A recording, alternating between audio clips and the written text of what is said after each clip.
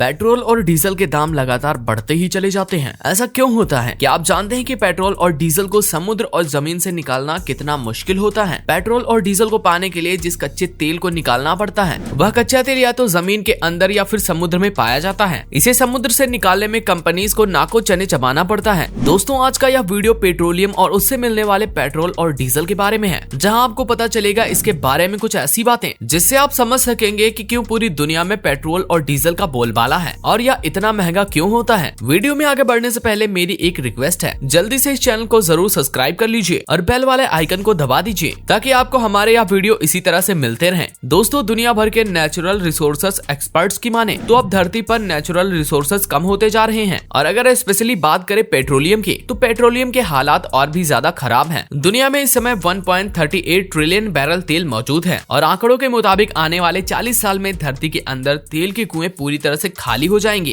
क्योंकि तेल एक सीमित मात्रा में ही हमारी धरती के अंदर है और यह धरती में दोबारा नहीं बनता। जितना है उतना ही है जो लगातार निकलता जा रहा है और आने वाले 40 साल में खत्म हो जाएगा। दुनिया के कुछ ही देश ईरान और सऊदी अरब जैसे देश ही हैं जिनके पास इस कच्चे तेल के भंडार हैं। इसीलिए यह देश आज दुनिया के सबसे अमीर देशों में है, क्योंकि पूरी दुनिया को तेल की मांग के लिए इन पर निर्भर रहना पड़ता है। हालांकि कुछ देशों के पास थोड़ी मात्रा में तेल मौजूद भी है, लेकिन ज्यादा गहराई और निकालने का प्रोसेस न होने की वजह से भी गल्फ कंट्रीज पर इनको भी निर्भर रहना पड़ता है। गल्फ कंट्रीज का भी अपना एक ओपेक नाम का संगठन है, यही इस तेल की कीमत भी तय करते हैं। इसके महंगी होने के पीछे तेल की रिफाइनरी प्रोसेस का महंगा होना भी है, क्योंकि यह कच्चा तेल ऐसे ही हम तक नहीं पहुंचाया जाता। पेट्रोल और डीजल धरती से नहीं निकलता बल्कि पेट्रोलियम निकाला जाता है, जो करोड़ों साल पहले जीव जंतुओं के चट्टानों के नीचे भूकंप में दब जाने के बाद हाई प्रेशर और टेम्परेचर पर जीवाश्म से पेट्रोलियम के भंडार बने और इसी पेट्रोलियम को निकाला जाता है। इसको निकालने का प्रोसेस काफी ज्यादा महंगा होता है, जिसके बाद इसे रिफाइनरी किया जाता है और तब हमें मिलता है पेट्रोल और डीजल। इस पूरे प्रोसेस में करोड़ों रुपए खर्च होते हैं। सबसे पहले उस जगह को लोकेट किया जाता है जहां पर धरती के अंदर या समुद्र में कच्चा तेल मिलने की संभावना होती है। इसमें कई सालों का समय लगता है। रिसर्चर्स टीम को बनाना पड़ता है। कई कंपनी इस काम को करती हैं, लेकिन यह काम बहुत मुश्किल है। इसीलिए भारत जैसे देशों में ऐसी कंपनी बहुत कम है। जब यह जगह मिल जाती है तब यहाँ पर लगाई जाती है एक बड़ी ड्रिल मशीन। अगर यह मशीन जमीन पर होती है तो इस मशीन को लगाकर चट्टानों से बांध देते हैं और अगर समुद्र में यह जगह होती है तो उस पर फ्लोटिंग प्लेटफॉर्म बनाए जाते हैं जिनमें ड्रिल मशीन लगाई जाती है। जमीन के अंदर और समुद्र में बहुत गहराई तक ड्रिल किया जाता है और ड्रिल करके मशीन के पंप की मदद से बाहर एक गाढ़े काले रंग का तरल पदार्थ निकाला जाता है, जो कि पेट्रोलियम होता है। इसी पेट्रोलियम से क्रूड ऑयल मिलता है और फिर इसे निकालने के बाद रिफाइनरी में भेजा जाता है, जहाँ पर इसे अलग अलग टेम्परेचर पर गर्म करके अलग अलग पेट्रोल, डीजल, केरोसिन जैसे तेल निकाले जाते हैं। पेट्रोल को निकालने के लिए इस तेल को 240 डिग्री सेल्सियस तक उबाला जाता है। इस टेम्परेचर पर पेट्रोल मिल जाता है, लेकिन वहीं डीजल को पाने के लिए इसी पेट्रोलियम को 260 से 300 डिग्री सेल्सियस तक गर्म किया जाता है, जिससे डीजल मिल जाता है। डीजल और पेट्रोल को निकाल कर अलग कर देने के बाद इसकी टेस्टिंग की जाती है ताकि यह पता लगाया जा सके कि यह तेल कितने ऑक्टेन नंबर का है। ऑक्टेन नंबर इसकी क्वालिटी के बारे में बताता है। जितना ज्यादा ऑक्टेन नंबर का तेल होता है वह तेल उतना ही ज्यादा महंगा होता है। इस तरह से निकाले गए पेट्रोल और डीजल को अलग अलग कंट्रीज को महंगे दामों पर बेच दिया जाता है। इसके महंगे होने का रीजन सिर्फ इसके प्रोसेस का महंगा होना या गल्फ कंट्रीज के द्वारा इसकी कीमत का तय करना यही नहीं है। इसके अलावा भी जब किसी दूसरी कंट्री में यह पेट्रोल और डीजल पहुंचता है तो यहाँ पर भी सेंट्रल और स्टेट के कई सारे टैक्स लगाया जाता है और इसको इम्पोर्ट करने में भी टैक्स लगता है। भारत जैसे देश में सेंट्रल और स्टेट मिलकर इसमें 70% टैक्स लगाती है, जो उसकी कीमत को कई गुना बढ़ा देता है। अब जिन देशों के पास कच्चे तेल के भंडार हैं, उनके लिए तो कोई दिक्कत नहीं होती, क्योंकि उनके पास अपने तेल के रिजर्व मौजूद हैं। लेकिन जिनके पास इसके भंडार नहीं है, उनके हाथ में कुछ भी नहीं होता। वेल दोस्तों, वीडियो पसंद आया हो तो वीडियो शेयर करके चैनल को सब्सक्राइब करना मत भूलिएगा।